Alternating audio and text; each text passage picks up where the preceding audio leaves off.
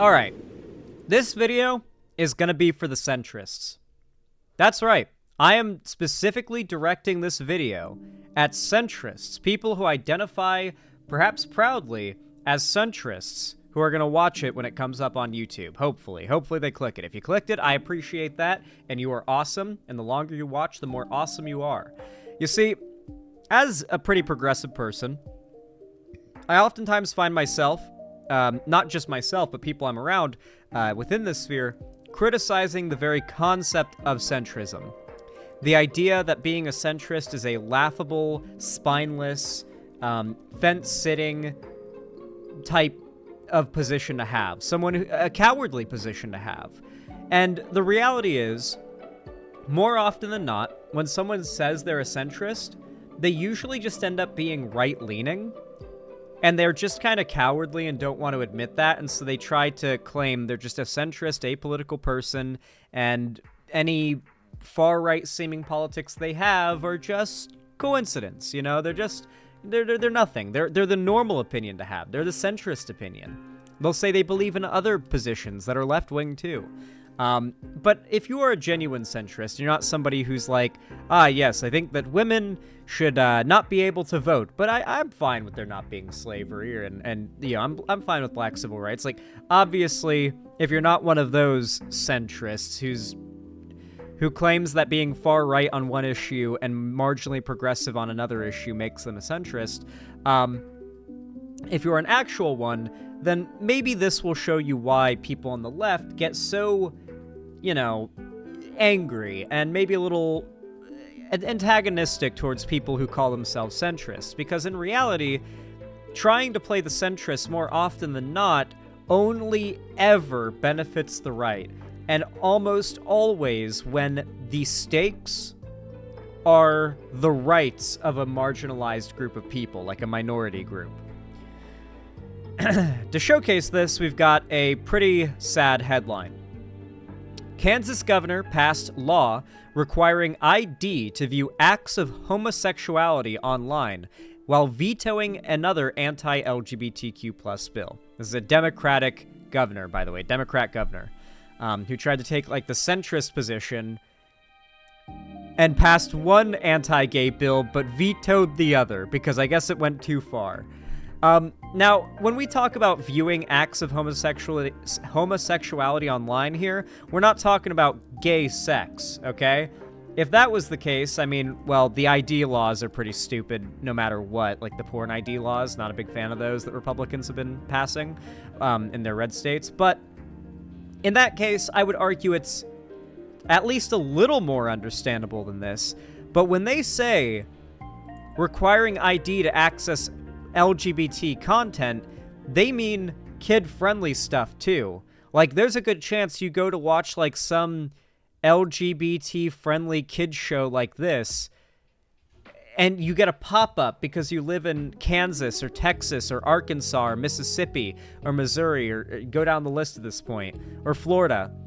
And because it contains any presentation of queer identities, gender nonconformity, whatever they can consider LGBT and can be classified as such, you may not be able to access it without an ID to prove that you're 18 or older. And the whole goal, of course, of this is to make it so that young people, kids, don't know gay people exist.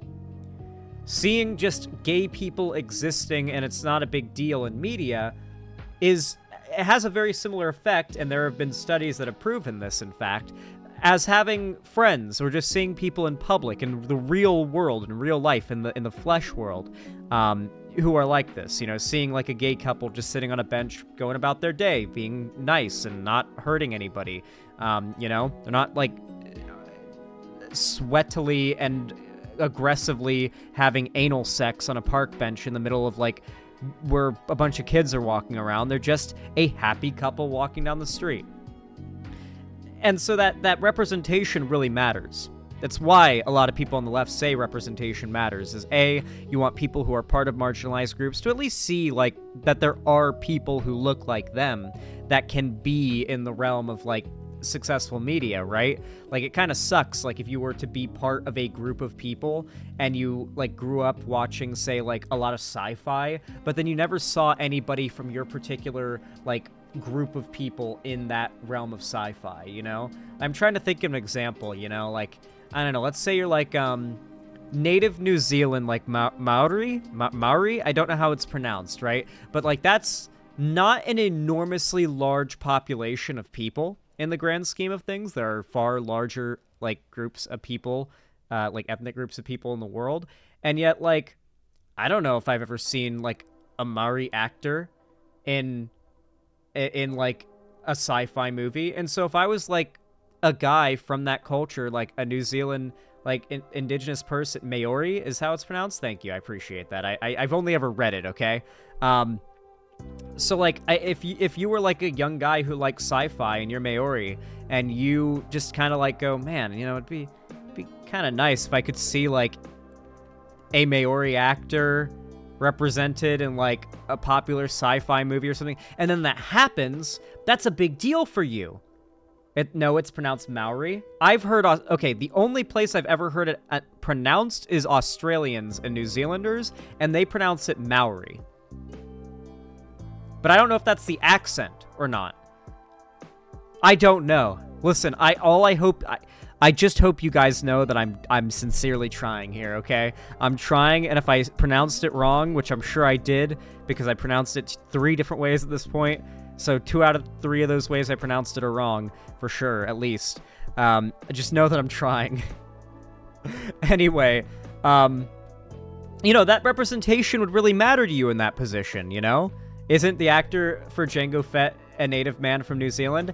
I use that example because the first thing I thought of was Boba and Jango Fett. Yeah, the first example I thought of was them, and I was like, well, fuck it. I'm not going to be able to stop thinking of that example, which isn't an example, so I made one up. But you guys understand what perspective I'm going from here, right? Like, you get it?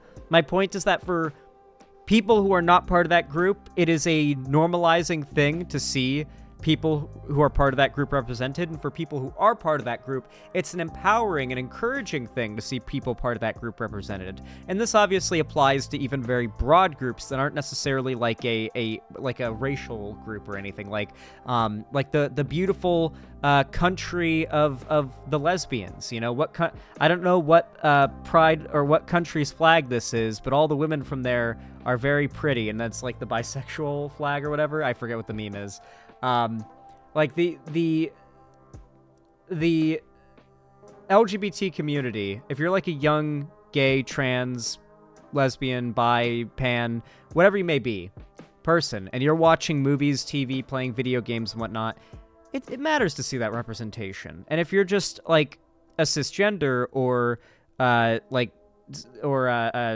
heterosexual person, and you're seeing that stuff from a young age just represented in media you like, there's a good chance that when you're a teenager and an adult, you're not going to be very susceptible to hateful ideas about those people, right? And that's what the right recognizes and wants to stop. That's what they're trying to stop.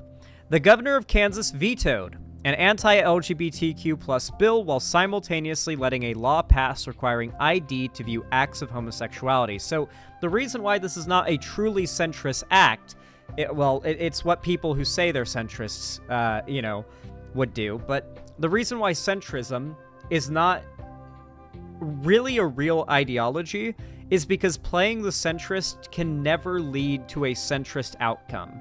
There is no such thing as a centrist outcome.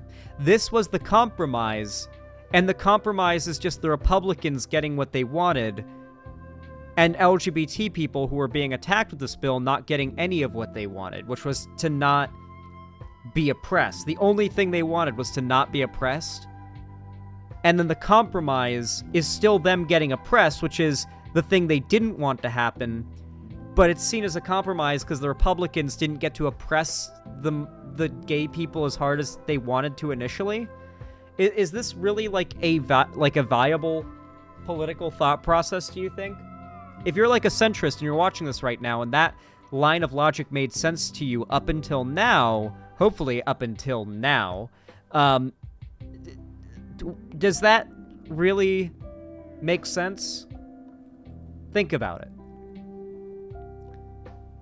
If the blocked bill can be impeded by overturning the veto, then it's still a conservative victory. Yeah, there's a very good chance that it's still going to be a total conservative victory. But regardless, this Democrat governor played the centrist and made a compromise that isn't actually a compromise, because the Republicans were never not asking for the world with this bill, or with these bills. And so anything that isn't just saying, no, we are not passing these bills, there's no compromise that can be had here. There's also an element of wanting to know who might be LGBTQ in the state. Of course, yes. In a lot of these situations across the country, these red states have passed bills that require ID to access LGBT content and pornographic content. This is going to mean that unless you are just able to use a VPN and bypass this stuff, I suppose, if you've got the knowledge to do so, that if you comply with this, the state now has essentially a connection from your ID to all their stored data of what, like, porn you watched, which means they can very quickly determine what your sexuality is and tie it to your ID, which has your address, your full name. I mean, everything the government needs to know exactly who you are and exactly who you are. Oh, and it's not just porn either, by the way. It's also just content that is LGBT friendly. Like games that are LGBT friendly, TV shows, movies, yep.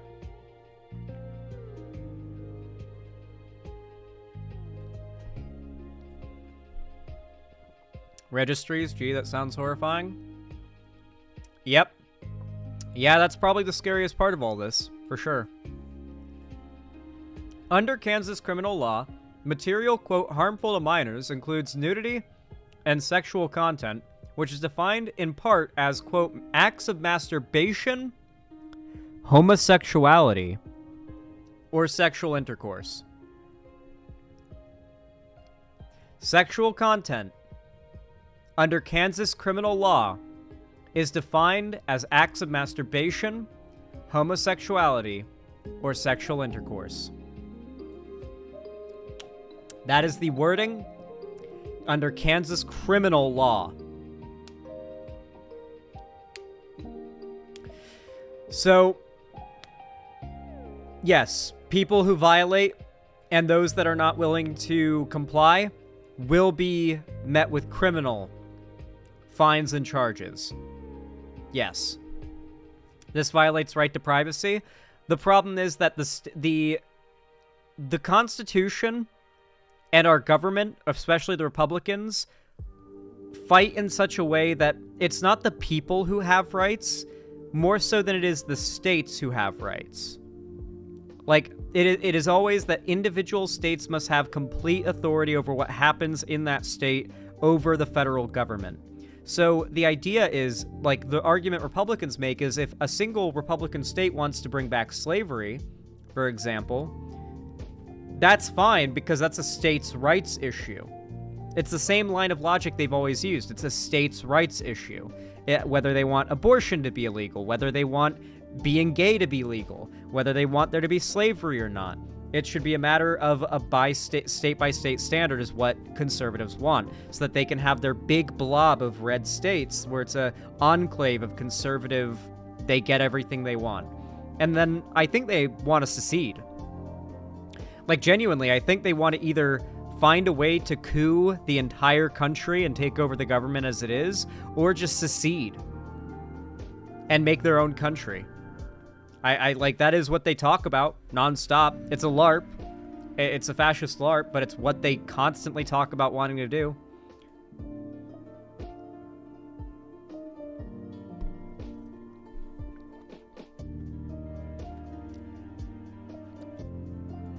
Oh, yeah. A lot of red states, like, downright permit bestiality in some cases. It's really fucked up. Like, I think in some states it's, like, legal to fuck a goat on Tuesday or something like that. Might be wrong. Might have heard that as a joke somewhere. So take it with a grain of salt, but Google that. And tell me if I'm right, because if I am right, we're not dropping that topic.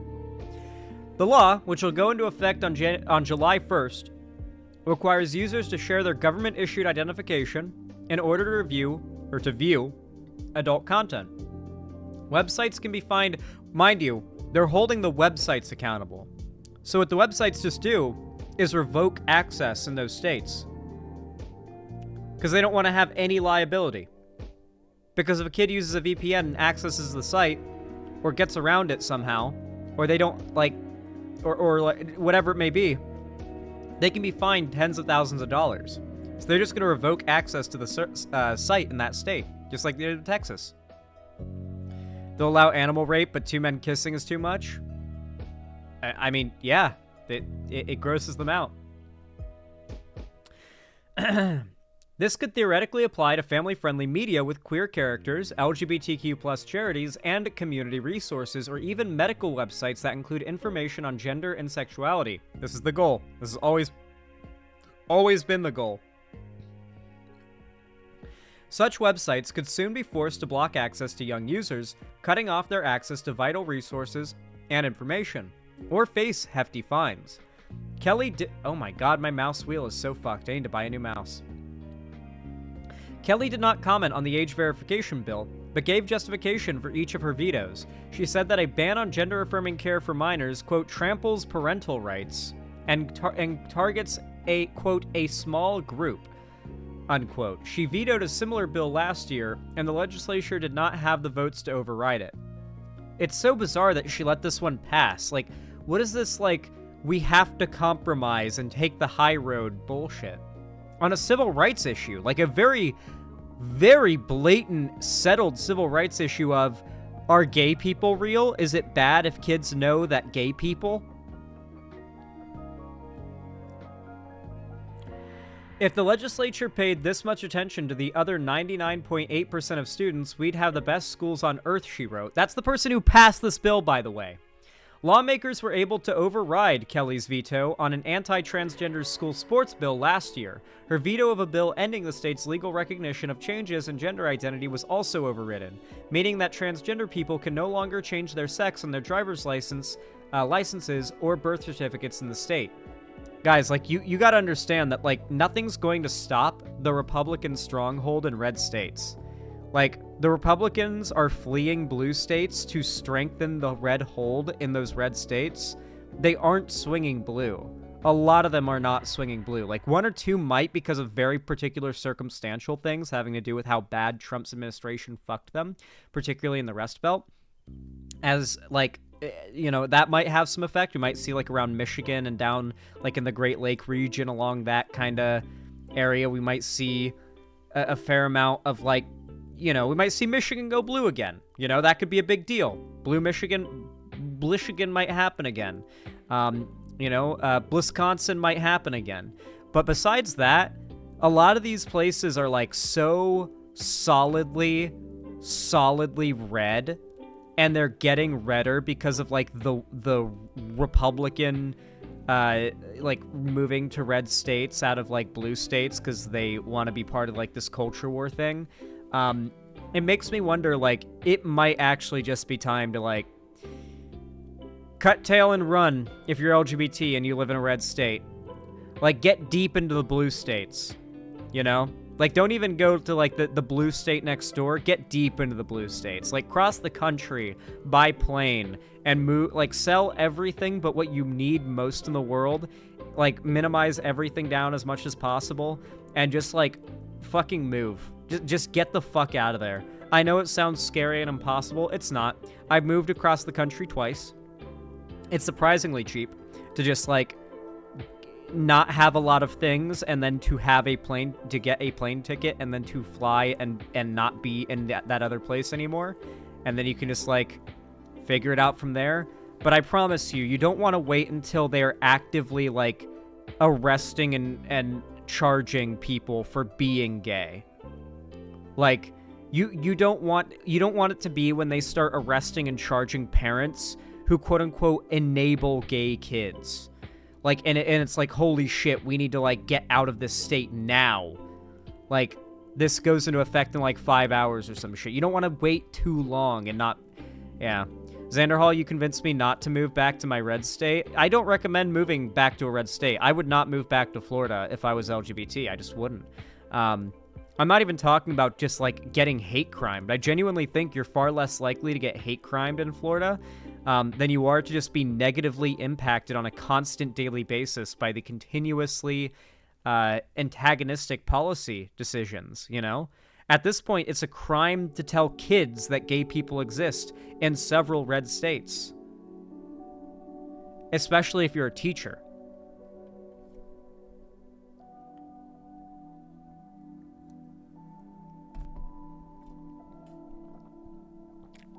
Mind you, we can never forget the go-to response from Republicans.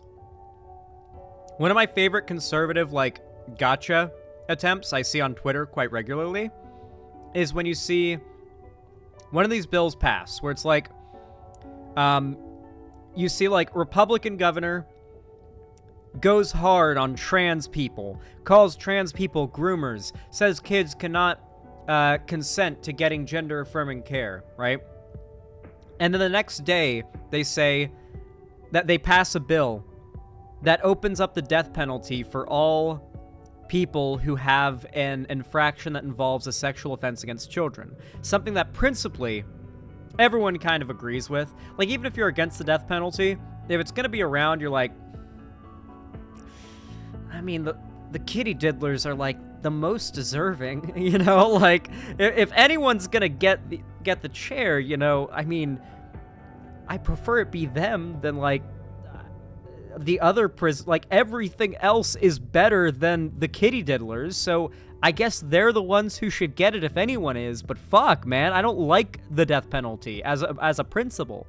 But regardless, the natural response when you see that the Republicans who are claiming that being gay or telling kids about being gay or enabling their being gay or trans, as they'll say, is grooming or being a child predator, when you see them saying that kind of stuff and calling gay people that kind of stuff, you can only imagine that the very quick response from a lot of trans and gay people on Twitter or whatever, on social media or in the realm of, like, activism, will be, they will guarantee use this against gay people, like, in reference to the, like, death penalty thing.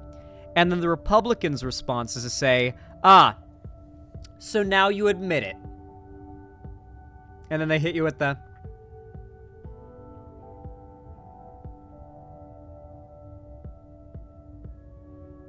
They hit you with that. And they say, now you admit it.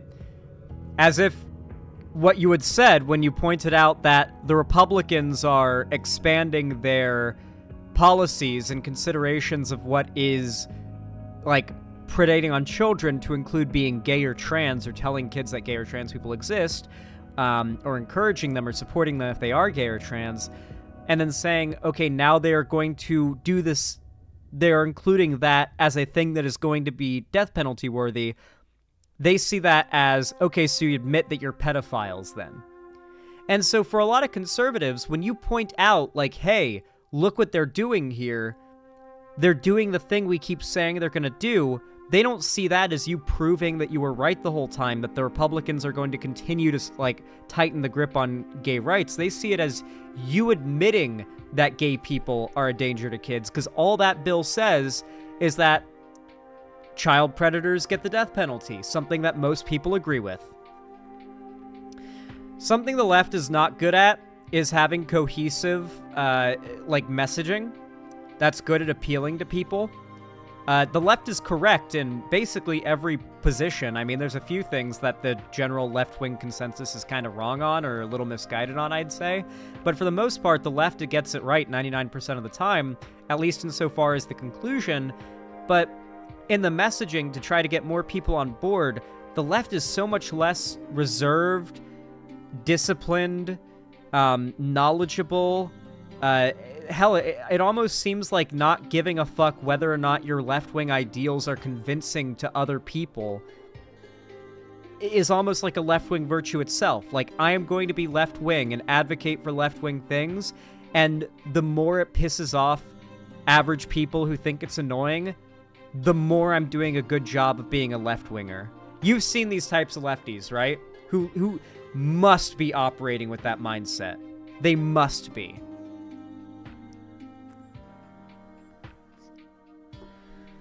Yeah. It's really unfortunate the left doesn't have messaging this, like, coherent. The right is so good at messaging, despite the fact that everything they push is a lie. They are able to push, they're able to say that everything they are against is what they stand for, and sell that to tens of millions of people so well that they're willing to coup the government in order to get the guy that they think is able to drain the swamp out of power. People are very susceptible to conservative propaganda, and they are very good at engaging in messaging to the average American voter that does not connect two and two. Like, to the average American, politics is just a series of complicated issues that they maybe half give a shit about at best, not a long-running story, you know? Once you stop seeing politics as an amorphous blob and more as like an ongoing story that you're keeping up with, almost like a reality TV show, unfortunately, is the best thing to compare it to. Once you're like caught up in the reality TV show of politics, you very quickly start to see it that way. Like you're keeping for live updates, and you're just like waiting for new shit to happen and relating it to old shit. It's not just a series of disjointed, independent issues that are coming up and bubbling up into the cultural relevance.